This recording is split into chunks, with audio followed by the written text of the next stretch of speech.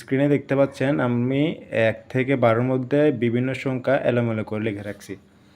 এখন 6 নাম্বার মাস হচ্ছে কি জুন মাস, সেটার জন্য আমি জুন মাসটা এখানে লিখলাম।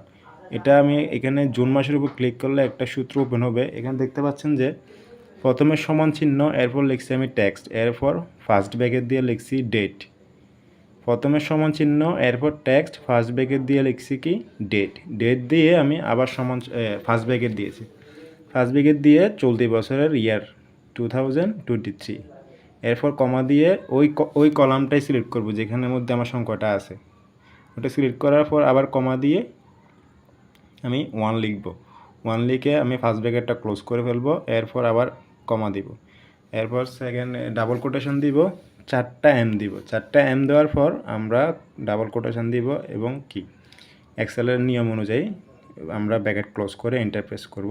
সাথে সাথে ওই সংখ্যাটা অনুযায়ী ওই মাসটা চলে আসবে। এরপর আমি যদি মাউসের কার্সর দিয়ে এটা ড্র্যাগ করে নিচে নিয়ে আসি, দেখেন প্রত্যেকটা সংখ্যায় তার নির্দিষ্ট মাসে রূপান্তর হয়ে গেছে। 1 মাস যেহেতু জানুয়ারি সেহেতু জানুয়ারি হয়ে গেছে। এখন আমি 1-এর জায়গায় যদি 4 লিখি এটা এপ্রিল হয়ে যাবে খুব সহজভাবে। এখন আমি যদি এখানে আবার 2 লিখি তাহলে ফেব্রুয়ারি। এভাবে আমি যতবার চেঞ্জ করব ঠিক সেই সংখ্যা অনুযায়ী সেই মাসটা কনভার্ট হয়ে যাবে। আমি এখানে যদি 1 লিখে জানুয়ারি হবে, এখানে 2 লিখলে ফেব্রুয়ারি হবে, এখানে 3 লিখলে কি মার্চ হবে।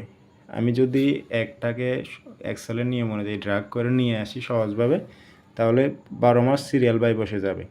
এখানে দেখেন এই হ্যাঁ 1 থেকে 12 পর্যন্ত সিরিয়াল বাই খুব সুন্দর সহজভাবে বসে গেছে। এভাবে আপনি খুব সহজভাবে একটা মাত্র ফর্মুলা ইউজ করে আপনি 12 মাসের সংখ্যা দিয়ে 12টা যেখানে যে নাম্বার দিয়ে যেটা খুশি সেটা আপনি বসাতে পারবেন।